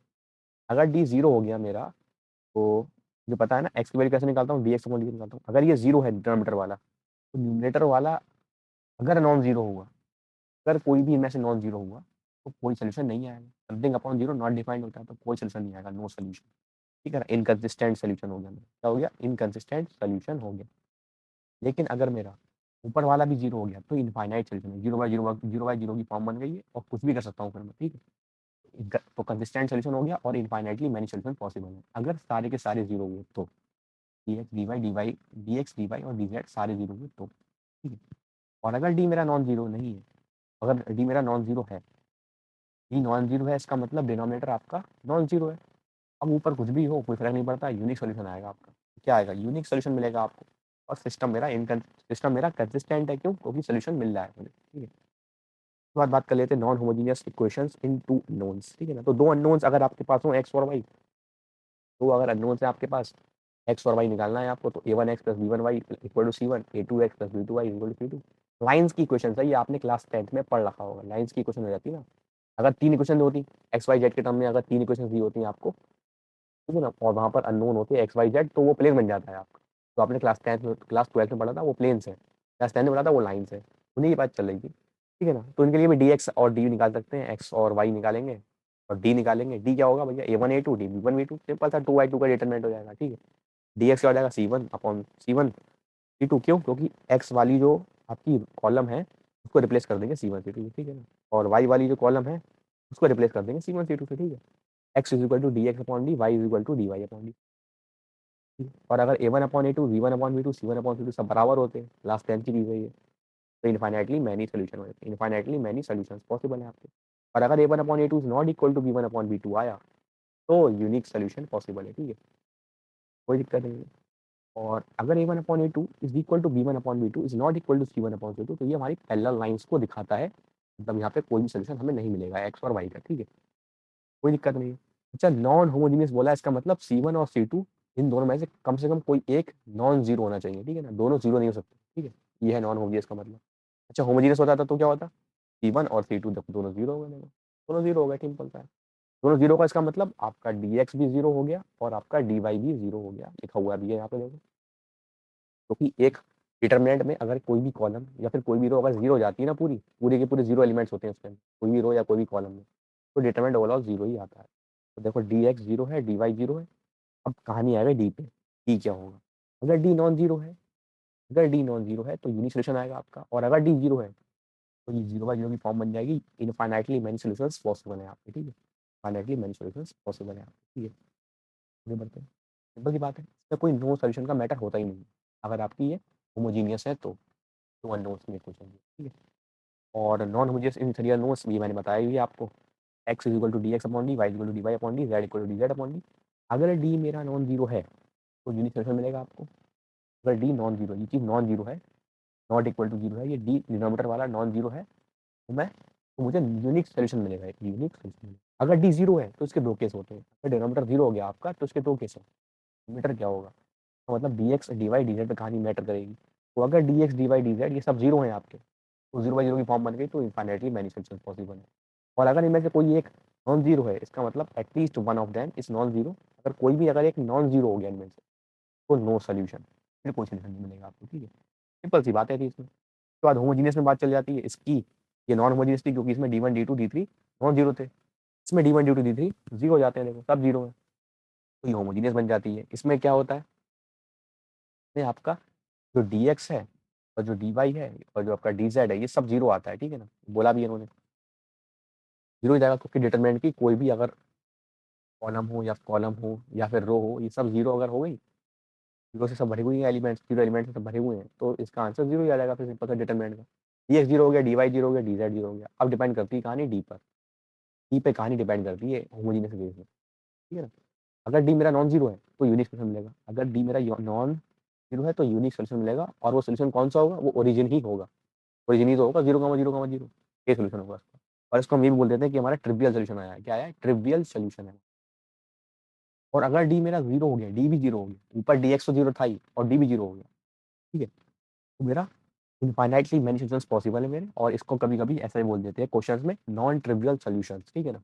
मतलब ट्रिवियल नहीं है, मतलब एक ही सोल्यूशन नहीं है इसका, नॉन जीरो मतलब नॉन ट्रिवियल मतलब नॉन जीरो सोल्यूशंस है इसके। और होमोजेनियस केस में नॉन जीरो सोल्यूशन इसका मतलब, नॉन जीरो सोल्यूशंस का मतलब है होमोजेनियस में कि एक से ज़्यादा पॉसिबल है, एक से ज़्यादा मतलब इनफाइनाइट हो जाता है सोल्यूशन, ठीक है ना। अगर एक सोल्यूशन पॉसिबल है तो बोल देंगे ट्रिवियल सोल्यूशन है और वो ओरिजिन ही होगा, zero comma zero comma zero, X भी जीरो, पाई भी जीरो और जेड भी जीरो, ठीक है। और अगर कोई भी एक नॉन जीरो हो गया अगर, तो उसको बोल देते हैं नॉन ट्रिवियल सॉल्यूशंस, मतलब इनफाइनाइटली मेनी सॉल्यूशंस पॉसिबल है होमोजीनियस के केस में, ठीक है। ये थ्री अननोन्स वाला ये इंपॉर्टेंट भी है, एग्जाम में यही आता है ज़्यादातर, ठीक है ना, काफ़ी इंपॉर्टेंट है ये, इसको दिमाग में रखना आप, ठीक है। अगर D1, ये वाली D1 D2 D3 जीरो का मतलब क्या है, इसी से बनता है हमारा होमोजीनियस, ठीक है ना। अगर ये जीरो नहीं होंगे तो नॉन होमोजीनियस हो जाती है, जो कि यहाँ पे डिस्कस किया था अभी मैंने, ठीक है। आइए आगे बढ़ते हैं। ये सवाल है आपका, ठीक है ना, इस सवाल को आपको ट्राई करना है। दो ही अननोन है और तीन इक्वेशन दे रखी हैं आपको, तो आप ट्राई करिए और आपको सी की वैल्यूज बताना है, वैल्यूज ऑफ सी की वैल्यूज बताना है कौन कौन सी पॉसिबल है, ठीक है ना। आंसर भी दे रखा है ए और डी होंगे इसका आंसर, ठीक है ना, ए और डी आएगा आपका आंसर। एक बार ट्राई करिए आप, मैं इसको नेक्स्ट वीडियो में आपको बता दूंगा, ठीक है। सिंपल सा ही है, कोई दिक्कत वाली बात नहीं, मैंने यहाँ पे कॉन्सेप्ट लिख दिया है इसका, ट्राई करना आप एक बार, ठीक है। ए और डी आएगा, ठीक है। उसके बाद बात कर लेते हैं एडजॉइंट, मैट्रिक्स की एडजॉइंट कैसे निकालेंगे, मैट्रिक्स की एडजॉइंट कैसे निकालेंगे, इंपॉर्टेंट चीज़ें डिटरमिनेंट में आपकी, ठीक है। तो एडजॉइंट का सिंपल सा एक फॉर्मूला याद रखिए आप, कोई मैट्रिक्स को अगर उसके एडजॉइंट से मल्टीप्लाई कर दें, जैसे मेरी मैट्रिक्स ए है, मैं उसको उसी के एडजॉइंट से अगर मल्टीप्लाई करूंगा तो मुझे डिटर्मिनेंट ऑफ ए इंटू आई, आई क्या है, आइडेंटिटी मैट्रिक्स है जिसकी ऑर्डर, जो मेरा ए का ऑर्डर होगा उसी ऑर्डर की मैट्रिक्स होगी, ठीक है। तो वो इसके बराबर हो जाती है, ये इंपॉर्टेंट रिलेशन है, काफ़ी इंपॉर्टेंट रिलेशन है, इससे ही सब चीज़ें आपकी दिमाग में आ जाएंगी, ठीक है, कोई दिक्कत नहीं है। और ये आपने पढ़ा हुआ क्लास 12th में कि एडजॉइंट ऑफ ए का डिटरमिनेंट क्या होता है, मॉड ए की पावर n-1 होता है, वही चीज़ लिखी है मैंने यहाँ पे, ठीक है। और एडजॉइंट बेसिकली होता क्या है आपका, ये आपका कोफैक्टर मैट्रिक्स की, कोफैक्टर मैट्रिक्स का ट्रांसपोज होता है ये मेरा एडजॉइंट ऑफ ए जो है ना, किसी मैट्रिक्स से एडजॉइंट निकालना है आपको, तो उस मैट्रिक्स के कोफैक्टर से निकाल लीजिए, सब एलिमेंट के कोफैक्टर निकाल लीजिए और उसको लिख दीजिए, करस्पॉन्डिंग कोफैक्टर को उनके एलिमेंट्स की जगह पे लिख दीजिए और उसका ट्रांसपोज ले लीजिए, डैश मतलब ट्रांसपोज, ठीक है। सिंपल सी बात है, ठीक है ना। और जैसे कि आपको पता है कि डिटरमिनेंट आपका जो है स्क्वायर मैट्रिक्स पे ही लगता है, ठीक है ना, वो इसको भी स्क्वायर मैट्रिक्स पे ही हम लगाएंगे, ठीक है? कोई दिक्कत वाली बात नहीं होना चाहिए, क्योंकि स्क्वायर मैट्रिक्स के लिए हम सब ये मॉड डिटरमिनेंट डिफाइन करते हैं ना, तो उसी पे लगाएं तो ज़्यादा अच्छा रहेगा इसको, ठीक है। और डिटरमिनेंट जो है ना और हमारा एडजॉइंट जो है स्क्वायर मैट्रिक्स पे ही लगाते हैं, ठीक।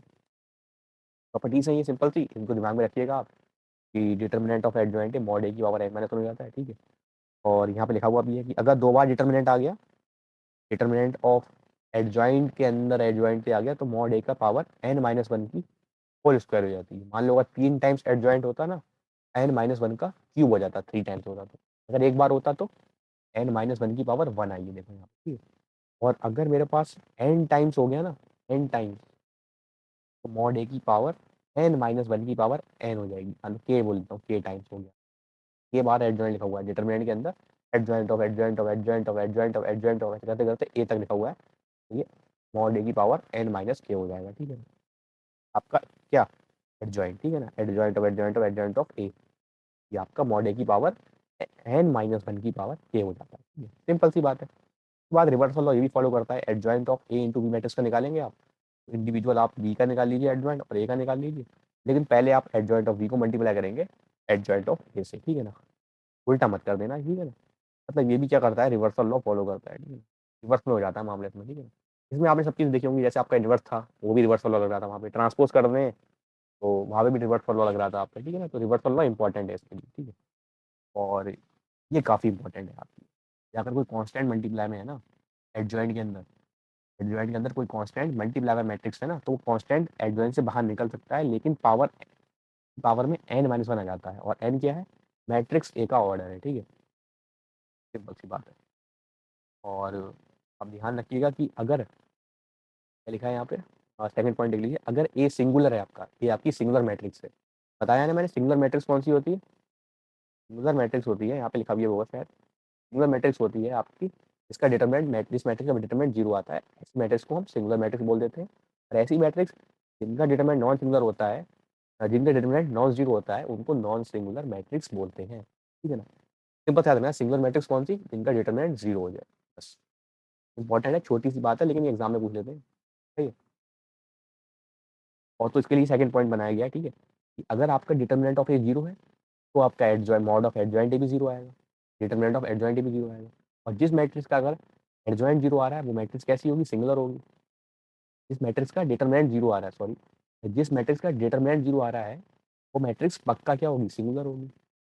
अगर मेरी ए मैट्रिक्स का डिटरमिनेंट जीरो आ रहा है तो ए मैट्रिक्स सिंगुलर है, तो उसका अगर मैं ए मैट्रिक्स का एडजॉइंट लूंगा उसका डिटरमिनेंट भी जीरो ही आएगा, जाहिर सी बात है, क्योंकि मॉड ए की पावर n-1 करना है, मॉड ए ही जीरो है तो उसकी पावर कुछ भी कर लो जीरो ही रहेगा, तो डिटरमिनेंट ऑफ एडजॉइंट ए भी जीरो आएगा आपका। तो मतलब क्या है कि आपका ए तो सिंगुलर है ही है, अगर आपका ए सिंगुलर है तो आपका एडजॉइंट ए भी सिंगुलर ही होगा, क्योंकि उसका डिटरमिनेंट भी जीरो ही आता है इफेक्टिवली, है ना। ये सिंपल सी बात हो गई, ठीक है ना। बाकी कुछ प्रॉपर्टी छोटी मोटी की एडजॉइंट ऑफ ए का ट्रांसपोज ले लो या फिर पूरे का ट्रांसपोज ले लो, बात एक ही है, सेम आंसर आता है, ठीक है, आसान चीज़ें हैं, ठीक है। आइए देखते हैं कुछ आगे, इन्वर्स की बात चल रही है, ठीक है। इन्वर्स की क्या है, इन्वर्स तो पहली बात तो मैं नॉन सिंगुलर मैट्रिक्स का ही इन्वर्स निकलता है, ये बात ध्यान रखना। नॉन सिंगुलर मैट्रिक्स मतलब जिनका डिटरमिनेंट नॉन जीरो होता है, ऐसी मैट्रिक्स जिनका डिटरमिनेंट जीरो है तब सिंगुलर मैट्रिक्स का इन्वर्स एग्जिस्ट नहीं करता है, ठीक है। तभी इनका इन्वर्स एग्जिस्ट करेगा अगर डिटरमिनेंट नॉन जीरो है तो, ठीक है। फॉर्मूला होता है इन्वर्स निकालने का, A inverse is equal to, आप एडजॉइंट ऑफ ए निकाल लो और उसको डिवाइड कर दो किससे, डिटरमिनेंट ऑफ ए से, सही है। ये हो जाता है आपका क्या, इन्वर्स ऑफ मैट्रिक्स, मैट्रिक्स का इन्वर्स, ठीक है। और कुछ प्रॉपर्टीज है इसकी, क्या सबसे इंपॉर्टेंट प्रॉपर्टी तो ये है कि डिटरमिनेंट ऑफ ए इन्वर्स का डिटरमिनेंट क्या हो जाएगा, वो 1 अपॉन मॉड ए हो जाता है, सिंपल सी बात है, ठीक है। और ये प्रॉपर्टी ध्यान रखना कि अगर किसी मैट्रिक्स की पावर n कर रहे हो और उसका डिटरमिनेंट निकाल रहे हो तो पावर n करने की जरूरत नहीं है, आप मैट्रिक्स का डिटरमिनेंट निकाल लो उसके बाद उसकी पावर n कर दो, बात सेम ही होती है, ठीक है ना। काफ़ी इंपॉर्टेंट बात है मेरे दोस्त, काफ़ी इंपॉर्टेंट बात है, क्वेश्चंस में बहुत आता है ये, ठीक है। और रिवर्सल लॉ यहाँ पे भी लगता है, रिवर्सल लॉ आपका यहाँ पे भी लगता है कि अगर a इंटू बी दो मैट्रिक्स का मल्टीप्लिकेशन कर रहे हो आप और उसका इन्वर्स लेना है तो आप पहले b का इन्वर्स ले लो और a का इन्वर्स ले लो और b के इन्वर्स से मल्टीप्लाई कर दो a के इन्वर्स को, ठीक है। उल्टा है थोड़ा सा, b के इन्वर्स को मल्टीप्लाई करो a के इन्वर्स से, ठीक है, कोई दिक्कत नहीं है। और एडजॉइंट ऑफ ए इन्वर्स अगर आपको निकालना है, ए इन्वर्स मैट्रिक्स का एडजॉइंट निकालना है तो पहले आप एडजॉइंट निकाल लो और उसका इन्वर्स कर दो, ठीक है ना, कोई दिक्कत वाली बात नहीं।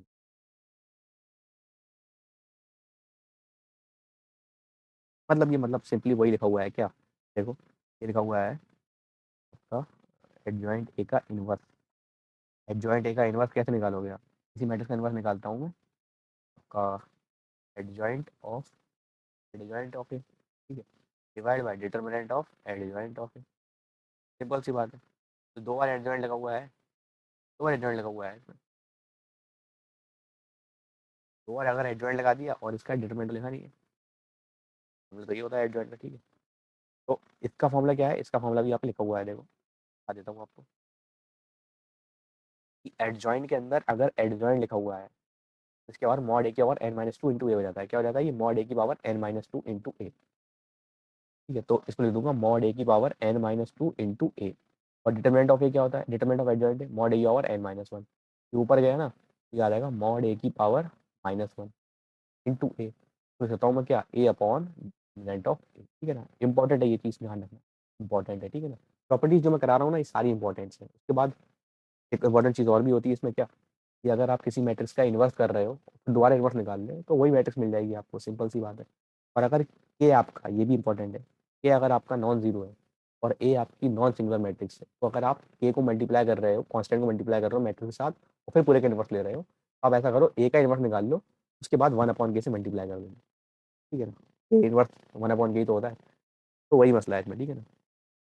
तो इंपॉर्टेंट है, पूरी स्लाइड ही इंपॉर्टेंट है आपके लिए, खास तौर से ये वाली प्रॉपर्टी भी इंपॉर्टेंट है आपकी कि पावर एन है, तो एन पावर बाद में लगा देना, पहले मैट्रिक्स का डिटरमिनेंट निकाल लो, उसके बाद एन कर देना पावर, पावर माइनस बनती तो 1/mod हो जाएगा। 1/mod कोई टेंशन वाली बात नहीं है, क्योंकि इन्वर्स हम निकालते ही किसका है, वो उस मैट्रिक्स का इन्वर्स निकालते हैं जो मैट्रिक्स नॉन सिंगुलर होती है उसी के लिए निकालते हैं, ठीक है। बात समझ में आ रही होगी आप लोगों को, आगे बढ़ते हैं। ये सिंपल सी बात है, इसमें कोई दिक्कत वाली बात नहीं है। क्या कह रहे हैं इसमें, डायगोनल मैट्रिक्स अगर आपकी होगी तो उसका ए इन्वर्स ऐसा हो जाता है, ठीक है। मतलब अगर ए आपकी डायगोनल मैट्रिक्स है, या कोई लिखा है यहाँ पे ए बी सी एलिमेंट है, बाकी सब नॉन जीरो, बाकी सब जीरो है, नॉन डायगोनल एलिमेंट्स जीरो होते हैं किसमें, डायगोनल मैट्रिक्स में, ठीक है। अगर आपको इसका ए इन्वर्स निकालना है ना, तो टेंशन मत लेना, बहुत सब एडजॉइंट निकालना, डिटरमिनेंट निकालना, ये सब मत निकालना, बस क्या कर देना, इन्वर्स कर रहे हो ना तो एलिमेंट्स को उल्टा कर देना, रेसिप्रोकल कर देना, ए का 1/a, बी का 1/b, सी का 1/a, ठीक है। अगर देखो यहाँ पे लिखा हुआ भी है, इफ ए, अगर ए आपको ऐसा दिया है, ठीक है, और ये फंक्शन माना, ठीक है, और ए इन्वर्स क्या आ रहा है, अगर ये आपको एफ ऑफ एक्स दिया है, अगर आपको ये, तो ए इन्वर्स जो है वो एफ ऑफ माइनस एक्स हो जाता है। अच्छी बात है, मतलब एक सिंपल सा एक केस है ये, इंपॉर्टेंट है, ध्यान रखना आप, ठीक है। कॉस एक्स साइन एक्स ये सब दिया है, तो ठीक है, ध्यान रखना। ये सवाल कर लेते हैं यार, ये वाला फटाफट, ठीक है ना, इजी प्रॉब्लम है यार ये, इजी प्रॉब्लम है। अगर ए आपको मैट्रिक्स दी है, ए आपको ये मैट्रिक्स दी है, cos theta 1 sine theta 0 1 0 1 minus sine theta और आपका कॉस थीटा, ये दिया है आपको, ठीक है।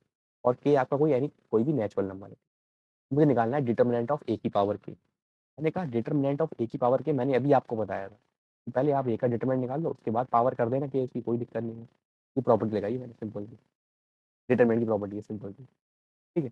मैंने कहा डिटरमिनेंट निकाल लेता हूँ पहले इसका, रो 1 के अलॉन्ग एक्सपेंड कर देता हूँ उसको, कॉस थीटा इंटू ये गया cos theta minus zero, minus zero into something हो गया तो वो जीरो हो जाएगा, माइनस का साइन थीटा इंटू ये गया जीरो से मल्टीप्लाई करूँगा 1 को, जीरो ही हो गया, माइनस 1 इंटू साइन थीटा ही हो गया, cos into theta cos theta क्या हो जाएगा, ये कॉस स्क्वायर थीटा हो गया, बाकी सब जीरो है, ये minus sine theta into minus sine theta, ये आपका हो जाएगा sine square theta, cos square theta plus sine square theta, ये आपका 1 आ गया, तो डिटर्मिनेंट ऑफ ए आपका 1 आ गया। तो डिटर्मिनेंट ऑफ ए आपका अगर 1 है, तो 1 की पावर कुछ भी कर दो आप, 1 ही रहता है, तो बी ऑप्शन सही हो गया।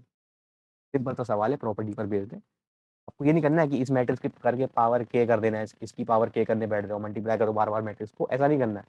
डिटरमिनेंट निकाल लो पहले ए का, उसके बाद उसकी पावर के कर दो, बात एक ही होती है। ये प्रॉपर्टी इंपॉर्टेंट है, इसकी एप्लीकेशन मैंने आपको दिखा दी है, ठीक है। बी ऑप्शन ही मेरा आ रहा था, अब भी आ रहा था, ठीक है, सही है। और उसके बाद देखो एक छोटा सवाल है यार, ये कह रहे हैं if 3 real number A B C are A P, are in A P, ठीक है ना, 3 नंबर अगर ए पी में होते हैं, तो मैंने आपको बताया था सीक्वेंस सीरीज में, याद होगा आप लोगों को, बीच वाले का अगर 2 टाइम्स कर दूंगा तो वो सम ऑफ अदर 2 के बराबर आ जाता है, ठीक है। वो इसका डिटरमिनेंट बताना है हमें, ठीक है। डिटरमिनेंट क्या हो जाएगा यार इसका, डिटरमिनेंट में मैं अपने ऑपरेशन लगा सकता हूँ, मैं इसको डेल्टा बोल देता हूँ, तो डेल्टा में मैं अपने ऑपरेशन लगा सकता हूँ, क्या करूँ, C1 में से C1 माइनस C2 कर दूंगा, और C2 में क्या करता हूँ, C1 में क्या कर रहा हूँ, C1 में से C2 हटा रहा हूँ, ठीक है, और C3 में करता हूँ C1 में से C2 हटा, C3 वाली कॉलम 3 में क्या करता हूँ, कॉलम 3 में से कॉलम 2 हटा देता हूँ, ठीक है, कोई दिक्कत नहीं है। तो कॉलम 1 में से कॉलम 2 हटाऊंगा तो -1 और ये a माइनस भी आ गया, ठीक है, और कॉलम 2 तो ऐसे ही रहेगी, एक ऐसे ही रखना पड़ेगी हमें, ठीक है ना। मैं ऑपरेशंस लगा सकता हूँ, रो ऑपरेशंस और कॉलम ऑपरेशंस, मैट्रिक्स कह रहा हूँ, रो और कॉलम ऑपरेशंस में डिटरमिनेंट पे लगा सकता हूँ, उसकी वैल्यू अनऑल्टर्ड रहती है, मैंने आपको बताया है प्रॉपर्टी, ठीक है।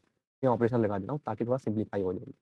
उसके बाद C3 कॉलम में क्या करना है, C3 में से C2 घटाना है, तो इसमें से ये घटाना है, तो ये आपका 1 1 और C माइनस ये हो गया, ठीक है, सिंपल सी बात है ये। उसके बाद क्या करता हूँ मैं, C1 प्लस C3 कर देता हूँ, कॉलम 1 में कॉलम 3 जोड़ देता हूँ, तो ये क्या हो जाएगा, -1 + 1 जीरो हो गया, जीरो हो गया, और ये माइनस a प्लस सी हो गया, ठीक, और ये x² + 4 और ये x² + 5 और ये x² + b और ये 1 1 1 C माइनस, ठीक है ना। अब कॉलम 1 के अलावा एक्सपेंड कर देता हूँ डिटरमिनेंट में, क्योंकि मुझसे डिटरमिनेंट ही तो पूछा है इसका, ठीक है। तो प्लस माइनस प्लस ये सब तो जीरो ही हो गया, इफेक्टिवली इसी की तरफ निकलेगा।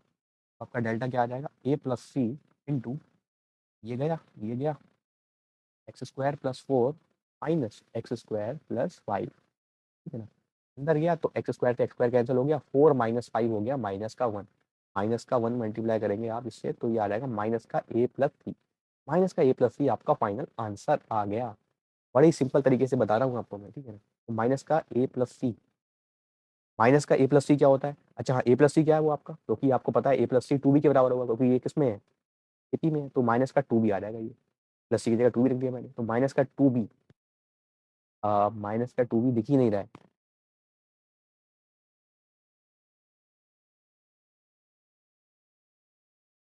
अरे एक गलती कर रहा हूँ, थोड़ी सी मिस्टेक कर दी मैंने यहाँ पे।